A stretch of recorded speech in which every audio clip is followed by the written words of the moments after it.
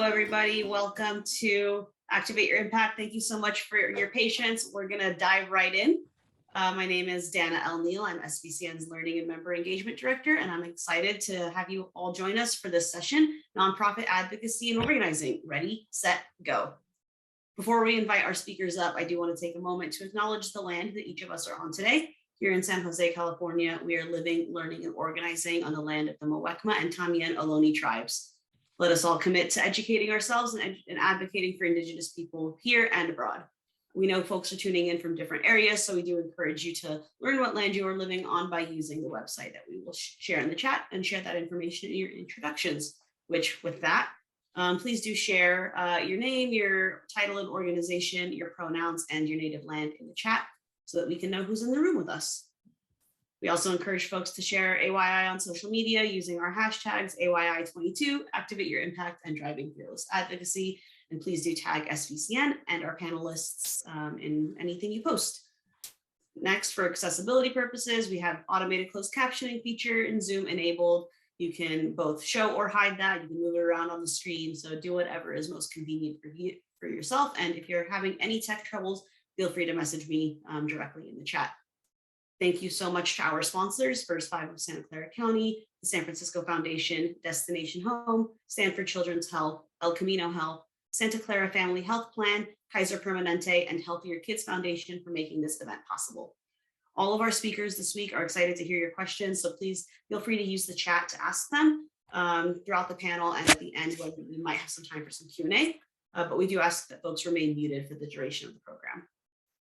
Once again, just a heads up that this meeting is being recorded for registrants and folks who couldn't make it today or may want to rewatch this recording later on. And with that, let's go ahead and dive in and welcome our session moderator, SVCN's Policy Director, Nick Kawada, and our amazing panelists whose full bios you can find on the AYI website. But to bring them up, we have Jeffrey Buchanan, Director of Public Policy at Work with Partnerships, Philip Nguyen, Founding Executive Director of the Vietnamese American Roundtable, Victor Vasquez, Co-Director of SOMOS Mayfair, and Maritza Maldonado, Founder and Executive Director of Amigos de Guadalupe. Nick, take it away. Thanks, Dana. And thank you everybody for being here today. It's a great, wonderful day to get right into the nuts and bolts of what makes organizing and advocacy work. And I am very pleased to present to you a full panel of really great experts and great people, by the way, who are going to tell us their secrets. That's what we've been, what you pay the big bucks for, is to get their secrets. So we wanted to kind of start this conversation around power. And this is, I didn't expect to talk about power in the beginning, but the panelists were very, very clear with me and made some very good points on why we should talk about power. Who has it, how do we share it, all that kind of stuff. And I think it really comes down to making those realistic, reachable goals. Jeffrey, I'm going to steal your words from that. And the power that an agency may have. So just going to open it up to the panel here. Do any of you have any advice for nonprofits on how to set those realistic and reachable goals? And what are your power dynamics in your agency?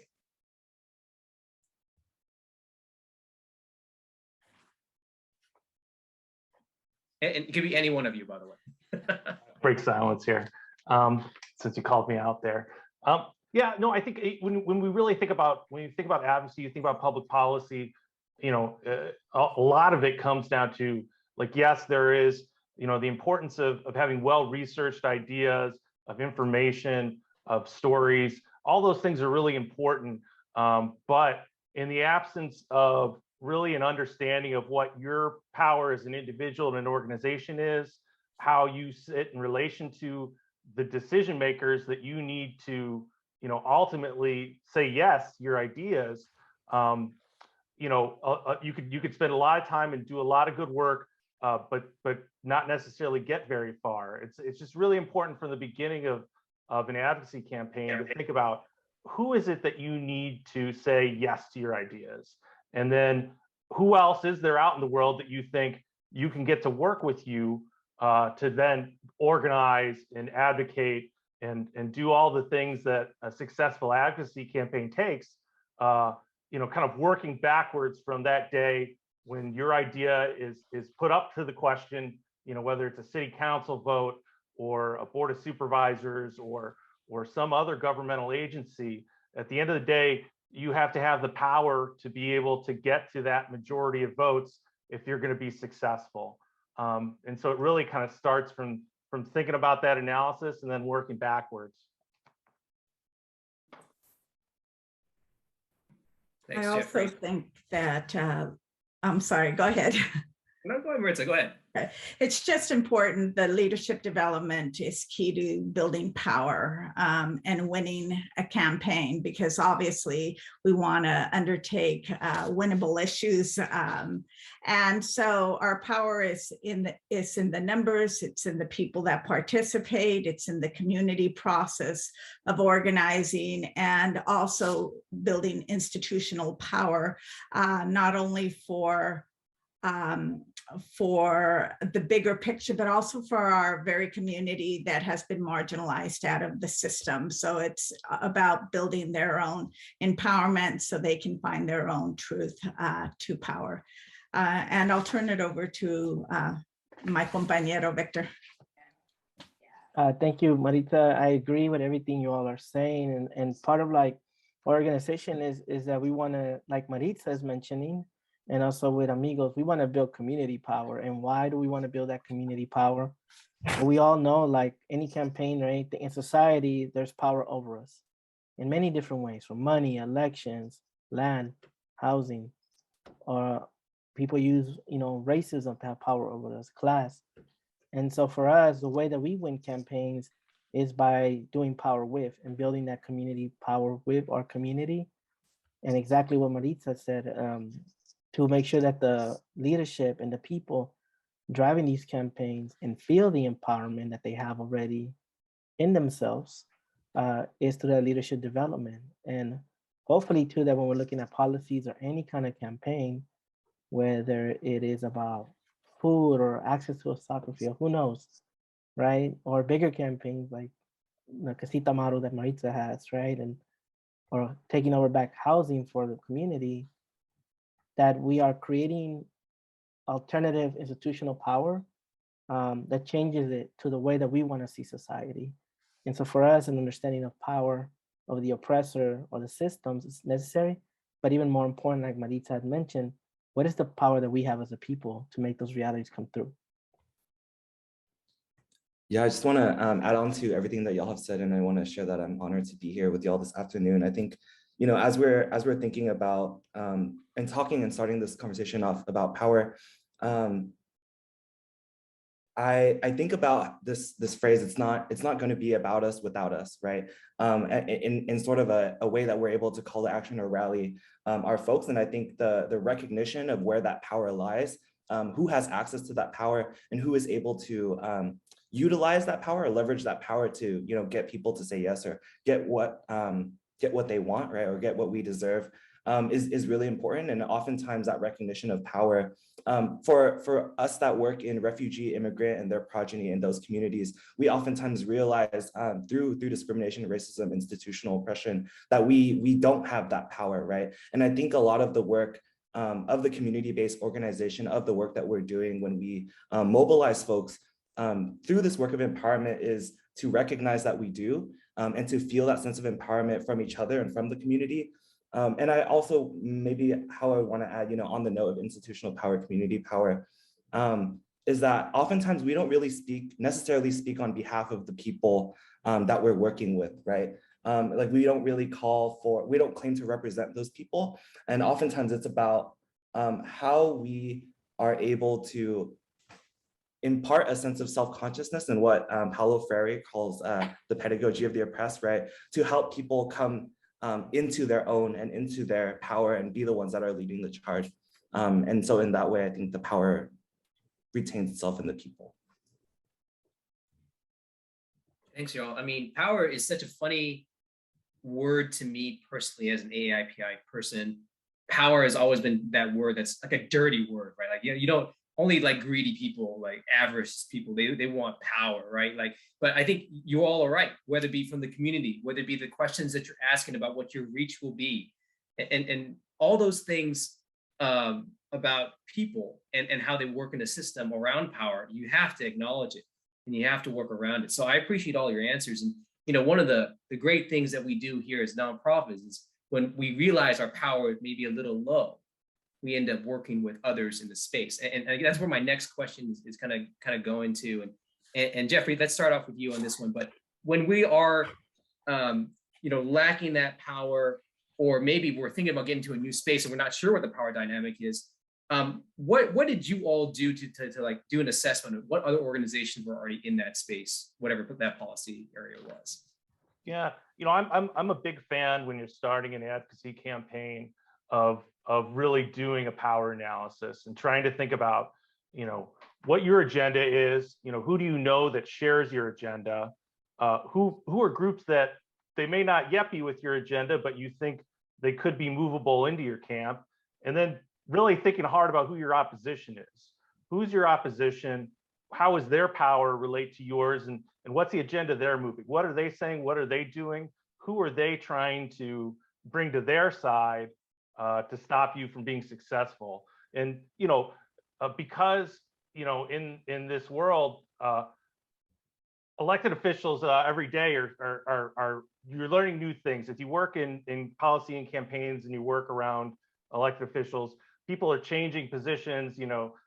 Different folks are doing different things, and so it's a constantly a moving like dynamic. And you need to really, as you're starting a campaign, bring as much information as you can from you and your coalition partners to assess just like, what do we need to do to build a coalition that's strong enough that can win on this issue? And it may be that, while you can't build a strong enough coalition to get everything you want, so how do we get this piece of what we want to then be able to continue to build towards the bigger picture?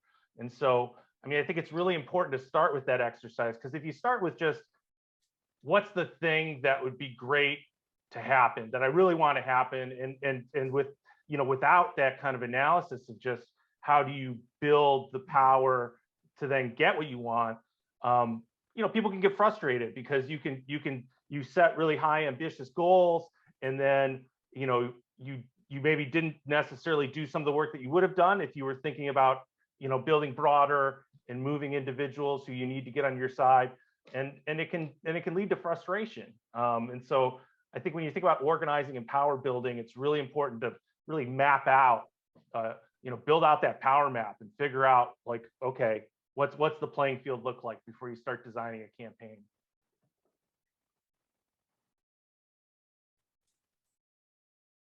Thanks for that, Jeffrey.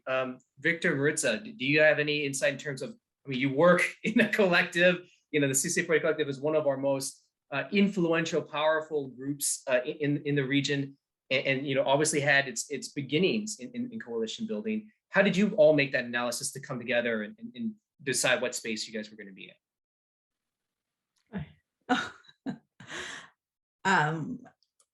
Well, I think part of it is it came out of necessity, out of years and years. Actually, I say generations now. It's not even years of oppression and racial and social inequities that have plagued Mayfair, East San Jose, and it was out of necessity, and it was out of our people, our gente, knocking on our doors and just demanding something different and something better, which forced us to think differently and not be competitors in a space, because we had to do things differently in Mayfair because of the years of inequity. And so that in itself was the demand, knowing that we were all competing. We're all maybe 2 to 3 miles away from each other, and we were becoming competitors in this space, and really going around and thinking through, as I started Amigos with my compañeras, hey, can you start thinking of doing things differently? Can we do something and be allies in this space for the betterment of our community? So that's the narrative that we started with, that in order to do systematic change, we had to change our own practices, and strategic thinking if we wanted to serve our community in a different way. And it's a process. It's a lot about trust building and so forth, but our community demanded that of us. So Victor, anything else you want to add? I think that's still the ongoing process, right, of us understanding our own power. And, part of this kind of like process is not easy, when we are trying to do coalition work, but we are honest with each other about what we want and what we need and center the overall vision that we want to achieve. And I think we're also realizing that as we engage in campaigns, how important it is to share that power and build solidarity with as many communities that want to carry on a vision of change, right? That we can't wait for, the next 50 years for the big change to happen. We need to be able to do that in our neighborhood. And who are the key players that we also have to, or we need to build power with in the process? So I would say it's an ongoing process internally and also externally as we're looking at campaigns. And it's never going to be an easy or smooth road, but that's why it's part of the struggle that we want to see in the neighborhood as well. And Philip, I'm really interested in your thoughts because VAR is I'm going to say somewhat of a newer organization in the space, but there have been, lots of Vietnamese-based organizations, immigrant-based organizations in the Vietnamese community for some time, and they do carry a lot of clout. How did VAR decide to, manifest itself within that big structure of, basically a lot of grand godfather type of organizations in the space and say like, no, we need to have, where we stand, where we are, we need to have our org? Yeah, thank you for that question. And I think, oftentimes we might feel like VAR is definitely a new organization. Started as a group of volunteers in 2013. And so we've been around for less than a decade. The nature of VAR being a roundtable helps us kind of get insight into power from different realms of where our board members, our volunteers, the people that are working on our programs come from. And I think kind of following up on this conversation about power, us being able to speak to the godfathers or sort of like the Vietnamese mafia of folks that have dominated the discourse or the narrative around who are the Vietnamese community in Santa Clara County in the Silicon Valley and what's important to them. I think for us, it's really been, like Maritza said, it's really been about leaning into our allies and our coalition building, leaning into what alliances look like, in the way that we're able to open up these avenues of conversation between this sort of old guard of Vietnamese American folks that have been here since the fall of Saigon, and really open up their worldview and their perspective, not only to our cross-cultural, cross-racial allies, but also to the next generation. I think when we're thinking about the circumstances or the factors that have shifted power dynamics, I mean, even in just the past couple of years in shelter in place, between the parent and the child and me as a second generation Vietnamese American, I've always played that role. And I think for many of us who are children of refugee immigrants, we play that role of interpreter translator, right? And so I think in that sort of way, VAR as a community-based organization and a lot of the up and coming folks of the next generation that are coming up and leading these efforts are playing that role of interpreter, translator, a bridge, trusted messenger between the resources that are available out there, the reliable resources, because misinformation, disinformation is a whole nother conversation, and the folks that have kind of found themselves settled into their worldview and are of the old guard. Oh, that's great and powerful. I mean, yeah, I think we always seem to look at a community as one type of community, right? There's an archetype, right? But like you said, Philip, there's so much strata to every single community, and it passes and changes with time. Now, I know this is not what you're going with, Philip, so I don't take any offense to my next question, which is actually from Maritza and Victor. But in terms of battling oppression, you all have made a pretty big point about fighting oppression on all fronts.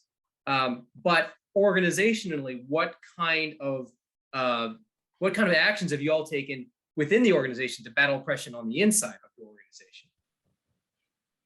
Yeah, you want to begin, Victor? Sure, that's one of my favorite questions. So I think the most important one at SOMOS was the shift from, staff-led to community-led. And that happened because we know like that's what needed to happen, that if SOMOS Mayfair was ever going to be successful, it needed to have the promotoras and the people most impacted that came through our services, seeing themselves as part of the organization, leading the strategy, setting the priorities, and personally, ultimately for me, to run the organization, right? And so like, how do you do that when there's so much inequality, right? So some of the things that I've witnessed, right, coming in is this willingness to say, what do we need to be really honest ourselves about what white supremacy, economic injustice and, inequality, how does it play out in our organization as well as we doing it outside? How does it play out inside of our organization as well? Or how does it try to play out? And what are the ways that we can change that together? And so, we do a lot of the first demand was to do internal education around these systems, because this is a privileged language that's not given to our community. And so we made a commitment to do that. There's other ways too, where, we looked at how to stabilize wages. And the next frontier might be, how do we think about different ways to structure organization, or potentially even different ways that we look at building power with, right? Where supervision might be different in a sense, right? And creating more systems of support so that folks that come from the community, quote unquote, could also continue to learn how to run these organizations. So it is a process that happens simultaneously as we're also looking at our campaigns. And it's hopefully we want to make this as collaborative and participatory as possible. But learning is the key first step, and then action through that. And I would just add the importance of lived experience folks on your staff, and also people of color.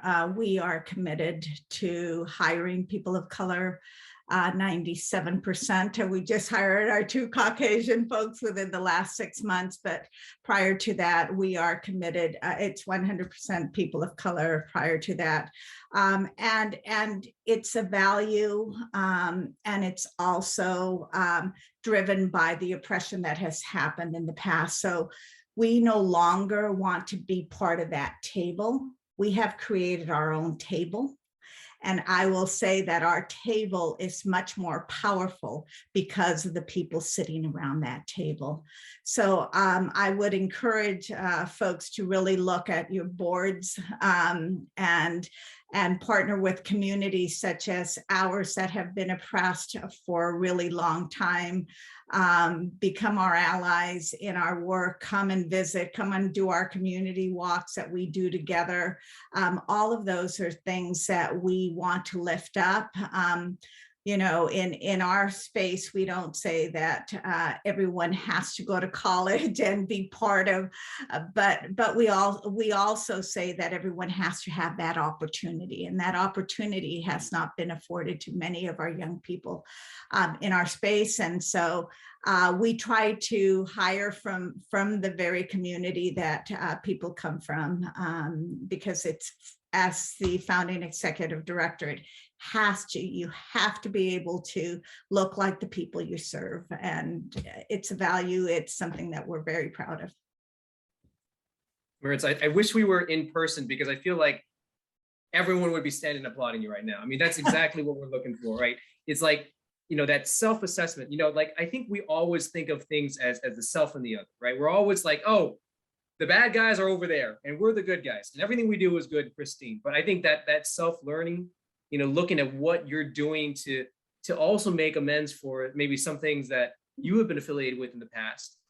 I know I've done a lot of self-assessments on how I view police authority, for instance, and then how I've been very privileged at utilizing that privilege, So I know that a lot of us as organizations have a hard time with that, that self-reflection and seeing what we can do. But yeah, sorry, this is not about me, it's about you all. I'm sorry about that. But then my next question actually is for you, Jeffrey. I mean, you are an advocacy group. You have done things that I can only dream about doing, and led a lot of charges.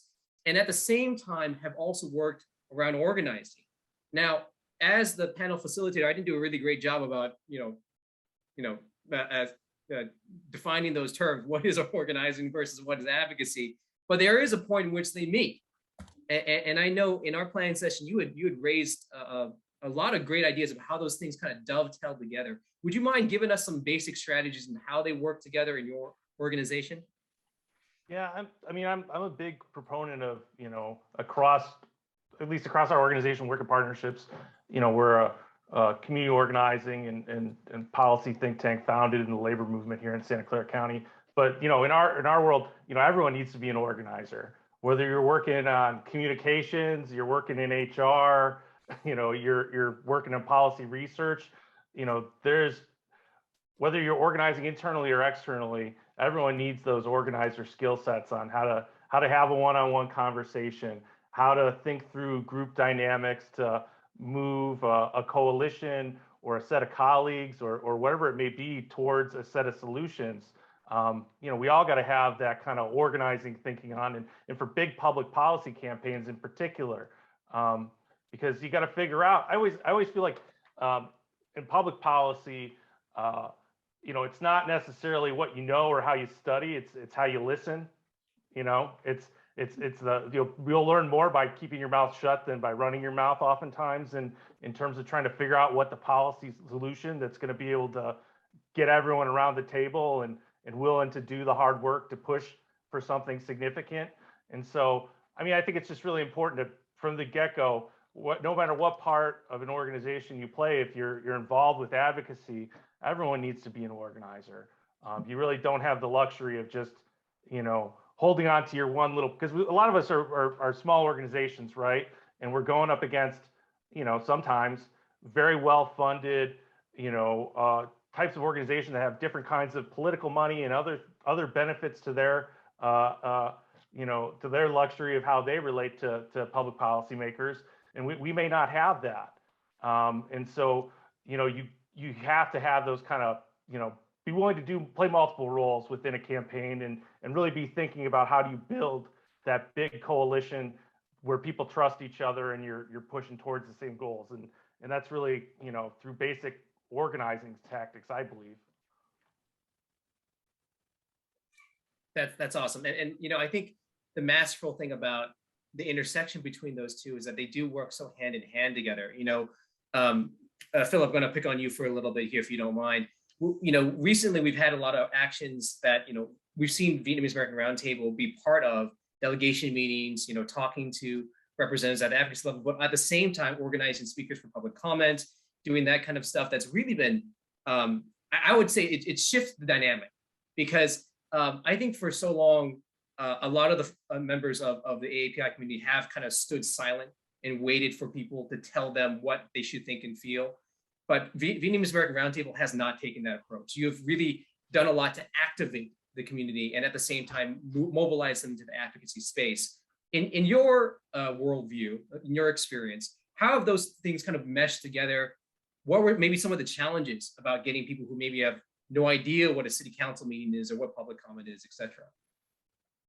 Ooh, that's a really good and really tough question. Some of the challenges,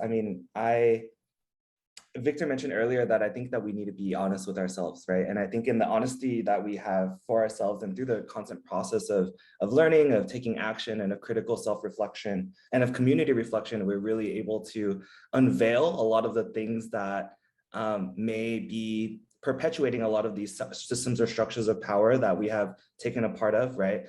They also unveil a lot of the complicity that I think maybe some of our community members and we ourselves hold, either implicitly or publicly. And I think to your question about community organizing and of bringing people out and mobilizing people, I feel like for us, some of the challenges has definitely been how do we address things like intergenerational trauma, right? And how do we address things like linguistic barriers, and how do we address things like low educational attainment? Because these are things that we can, and as you know, we can say that AAPI folks are well educated, are the model minority, and we can buy into that sense of exceptionalism for us on behalf of the community because it might make us feel good in the moment.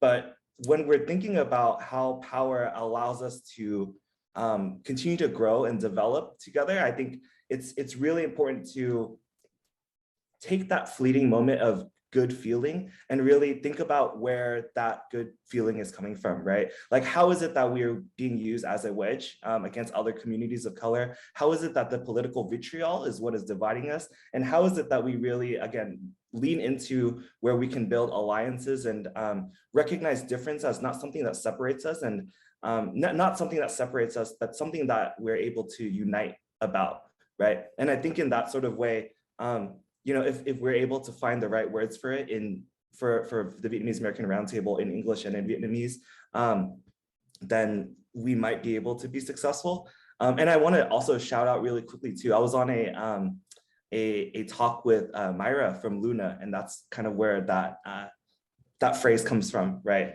That we need to be able to unite around the differences instead of being separated by them.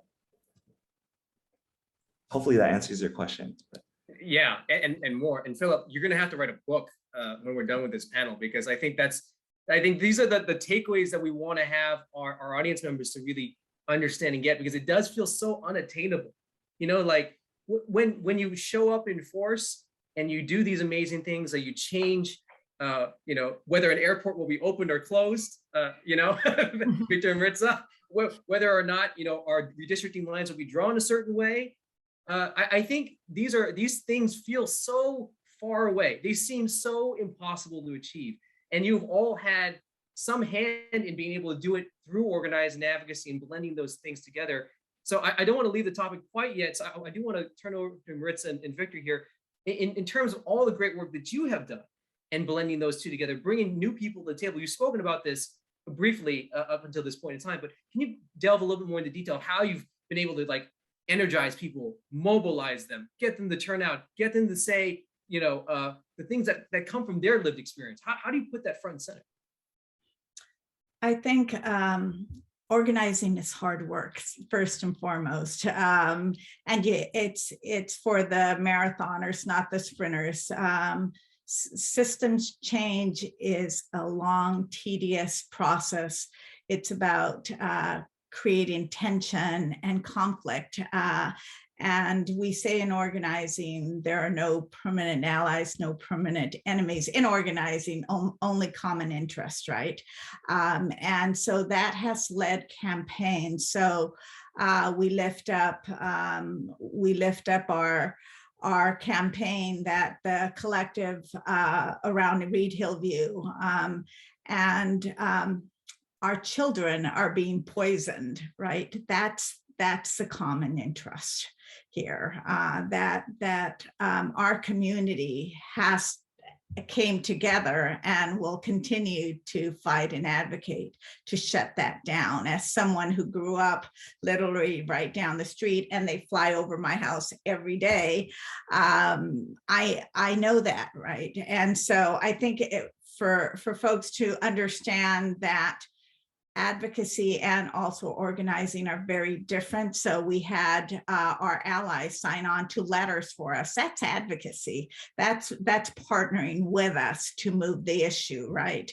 And so those are really important. But mainly it's the community that is leading the work, not us. We're just have a little more access, but we're about training, we're about helping them identify the issue, cut the issue, doing their one-to-ones with their neighbor to let them know about the issue. All of those are key components to moving and organizing. Victor? I would also add to that in terms of the motivation aspect is the common, we want to find, like you're saying, common interest, right? A common interest to a common problem for a solution that, yes, addresses people of color, the most marginalized, but ultimately also lead us to a permanent solution where we all benefit. And part of that moving that interest is to, honor the rage, the emotions, the hurt and the pain that people feel on the ground, the frustration. And it's a good campaign when you said, we've been dealing with this for years, right? And how do we create a container to exert that emotional power, right? To exert those ideas and to do it together, because we do this because it has to be meaningful. And the children are one of the most meaningful things, the land, the culture, the dignity. Those are things that no policy can necessarily touch, but they're all political organizing aspects that we can raise from the fact that someone, is being poisoned, yet they don't have healthcare, right? Or they're being poisoned, yet they're poor, or they don't have food. And then the lead's falling on their food, and their children are playing because they don't, in the front yards, because they don't have enough space in the house. All those issues must be connected, to almost, I would say, ratify or exert our humanity. Because when you hear those stories come out, and it's probably one of the most powerful things, those stories and those bodies move towards a city council meeting, to a critical action, to a fast, that's asserting our dignity and our human dignity to live in a society that's supposed to care for us, right? And so part of the organizing is not to appease people or none of that. It's to actually say, you're right, that is an injustice. You should be mad. You should feel how you feel. And what action can we take about it? And, always leading with that critical hope, right? That, yeah, shit's hard, things are hard. At the same time, we have the power to make some changes, and it's better that we take action than to not take any action at all. Because at the end of the day, I want to make sure that when people ask, what did we do? We did something, we tried. So I think it's part of that lessons that have been passed down for years through our struggles, and longtime organizers like Maritza and folks on this here, you who are doing that. So for me, my question to you is, even how does your service connect to the bigger issue that can help us also mobilize to the long-term change that we want to see? Ooh, I like that. And right at the tail end of that, Victor, I'm gonna steal that for our next question, actually, because we are so, as community-based organizations, we are so service-oriented. Like some people, like that's our bread and butter. We only think about the services, but we never think about how we can make a sea change. How do we change our situation so maybe those services aren't always required, or maybe that we can lessen the burden on these individuals who are coming to us at their greatest time of need. And one of the things that Maritza, you had mentioned before. So sorry, I'm going to try to spread it out to you, Jeffrey, and you, Philip, as well. But I'm going to stay with y'all real quick. Si se puede, is what are some of those low-hanging fruit things that a service-oriented agency can kind of turn to, and what are some of those activities they could do on a pretty easy basis so they can start getting into this space? Yeah. So it's important to be connected with organizations that have done community organizing, partner with us, get to know us. Like I said, come visit our community, do our community walk with us, get to know that, our history, right, of redlining, oppression. And, I want to lift up that it was not a surprise that COVID hit East San Jose the way it did. It wasn't a surprise to us as someone who was born and raised in East San Jose. It was just a matter of time, because we have suffered generations of oppression in our community, and we need to be the storytellers, have our folks tell their story in a meaningful way. And for the first time ever, people could no longer deny the inequities, because the data was smacking people's faces. And I will tell you, all of a sudden, I started getting phone calls from people that have never looked at my organization and saying, how can they help? Which was a breath of fresh air, but also this righteous anger around, this is what it takes for my people, my folks to die. That's what it took.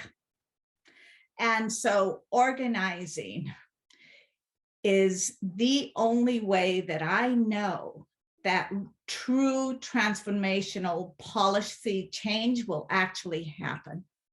There is no other way, and we cannot rely on goodwill of people saying, oh, we'll get to you. We'll get to you. Just the infrastructure in itself, where we're at. You don't come in through East San Jose, people drive over us.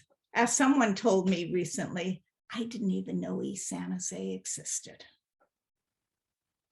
That's our reality that we face every day. And I also acknowledge my privilege, our privilege for being here, right?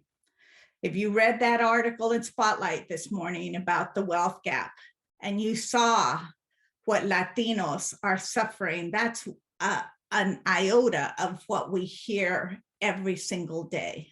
We don't want to be a service organization, direct service. We want system to change, and that's what we need. So I'll stop there, turn it over to Victor as well. I agree with you. I think one of the things that we have to also demystify is that, you know, yeah, I agree, Maritza, we don't want to be that only service organization because that's not enough. That doesn't address the holistic picture of our community. And also just remind ourselves, right, that part of the history of community organizers does start in serving the people, serving the basic needs of the community. People needed shoes, people needed clothes, people, you know, think about that. People need all those services that we provide. Those are fundamental services that will enhance the organizing aspects of a community. If people don't have food, if people don't have shoes, if people don't have basic information on how to deal with certain issues as well, or problems that will help their daily lives, if they don't have even a space to meditate for a second to before engaging in a meeting, it's really difficult for us to move to organizing. So I think part of like, it's about us reconnecting to that history that services is part of the organizing spectrum. And how do we move people that are coming in for an individual need, and we give them that, but identifying them and supporting their leadership to move towards collective actions in organizing, or organizations that you have here, or some of the organizations that you have present as part of the audience. And I think it's part of, it's starting to shift the way that we look at services. And like Maritza said, also connecting folks to those organizations that are doing advocacy. And if you're thinking about also engaging in the future with that, I think one of the most important steps is to understand, like Maritza said, the history of a people, the problems impacted with people, historically, today, and how does it look, feel, sound like from their perspective? And what would they want to see change? They will tell you exactly what needs to change. And so I'll leave it at that's a good starting point for us to look at, from my point of view. That's awesome. And I think, you know, knowing that these nonprofits in this space are not alone, that they have agencies they could work on, they can rely on in network, I think are incredibly important. Philip, I wanted to jump to you quickly on that same question. What, in your opinion, are some of the like low-hanging fruit, simple things that an agency can do to get involved in the organizing or advocacy space? Yeah. Oh man, so it's a lot to think about. I think as we're thinking about change and what we can do, I feel like this recognition, reflection, this ratification of humanity that we need to come to terms with, I think organizationally and individually as well, sometimes we as refugees, immigrants, children of refugee immigrants, we're so used to doing what it takes to survive, right? Just doing whatever it takes to get by, to survive, not necessarily stock up on the toilet paper, right? And that we lose sight and we don't realize for ourselves what we need to do to be able to thrive. And I think in a lot of ways, it's our role as community-based organizations to, as we organize folks, to help them realize that we deserve more than what we have been getting, right? And to leverage the resources that we have. I think to your question, Nick, about what folks can do, low-hanging fruit. As of, you know, the Southeast Asian Deportation Defense Network This week is a national week to end Southeast Asian American deportation. And the White House and ICE, the Immigration Customs Enforcement, has called for the deportation of Southeast Asian Americans, of Cambodian Americans particularly. These deportations, and as we all know, immigration issues have sought to tear our families, our communities apart, and to take away that power that we have here in the United States, right? As we've come as refugee immigrants to find the promise of a better life. And so I think the lowest hanging fruit that I would be able to encourage everyone to take action on now is I'll drop a link to the advocate toolkit, bit.ly/C toolkit 2022. If y'all can make a call to your representative, send an email, post on social media, I think that's the least that anyone can do. And for this campaign, as well as most of the time for any campaign when it relates to advocacy, right? All it takes in this era is for us to push a couple of buttons, right? And then that opens up the doors for so much more of that action to take place. And a little bit, what is it? A trickle becomes a roar, right? Like it's all of us like pressing a few buttons and making those calls, work in conjunction together, we can really move mountains. Jeffrey, I'm going to give you the hardest question of all. It's basically that same question in terms of activities, but finding funding for advocacy work is it's tough, to say the very least. What are some activities that a nonprofit who wants to get in the space but doesn't have the funding, what could they do to kind of get involved? And what are some of those avenues that they can really, hopefully, be kind of more permanently be involved in without too much of a drain on the resources there? Yeah, I think, it's important to remember that, as 501c3 organizations, you actually do, particularly for large service organizations, you have a pretty wide bandwidth in terms of before you hit your IRS limits on what you can do when it comes to lobbying. And so I think a lot of times people get scared about, what they can or can't do. Certainly, just capacity in this moment when so many nonprofits are overworked, trying to think about where do you add hours in the day to be able to participate in coalition work or to do lobby visits. But I think it's just, it's important. You start in this work, and I've seen it, a lot of times with small organizations that start getting involved in work, and then they find, it becomes a part of their mission. And so I think starting with trying to think about what's a campaign or something that's already moving that lines up with your mission, lines up with your values, and trying to think, what are a couple of ways that you can work with some trusted partners on getting a feel for advocacy, and whether that's training some of your staff or some of the constituents you work with, your clients, to participate in a city council meeting or a meeting with a board of supervisor, with a supervisor from the board of supervisors or someone on the city council, trying to find some small ways. And I think over time, we are seeing some more funders move into the space of giving smaller grants to nonprofits that want to build that capacity when it comes to advocacy and policy, even modest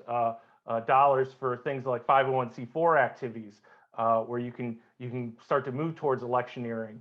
But I think it's important just to find an issue that you care about, find an issue that you think that you can add some voice to, and hook up with a good coalition that's already working on these things. And I think you can learn a lot and figure out, is this a part of my mission that we want to grow? Because certainly there's a whole lot of work to be done here, as everyone stated, with the kind of income inequality and wealth inequality, racial inequality that we're facing here in this valley.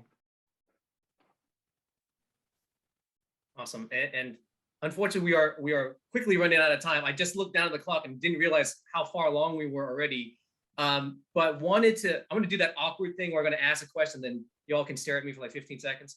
So my question for the group is, how do we best communicate with government electeds, officials, partners, agencies, et cetera, to change that status quo?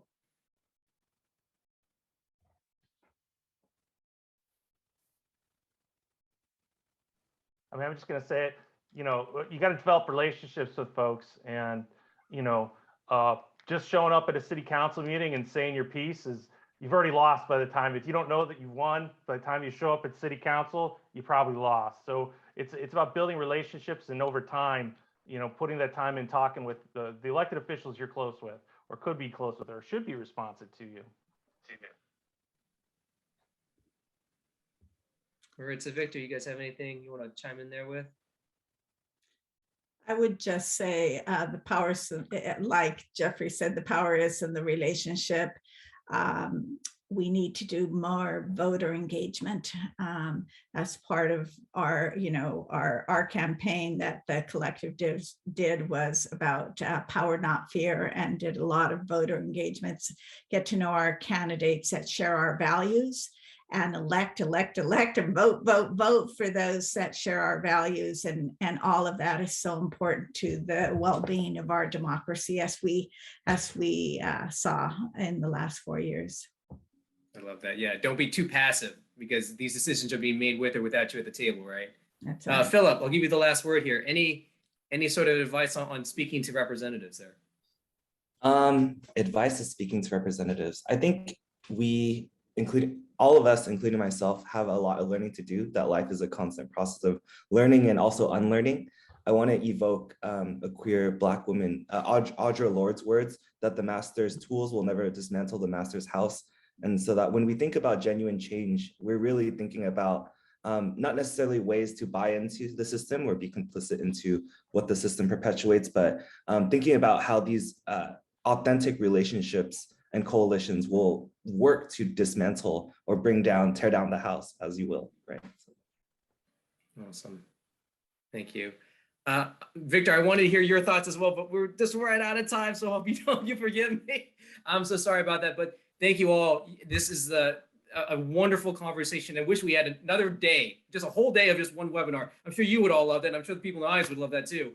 But thank you for being here today. Thank you for sharing your insight. We look forward to working with you into the future, because you are leaders. And I think what you've taught us today is that we all can be leaders.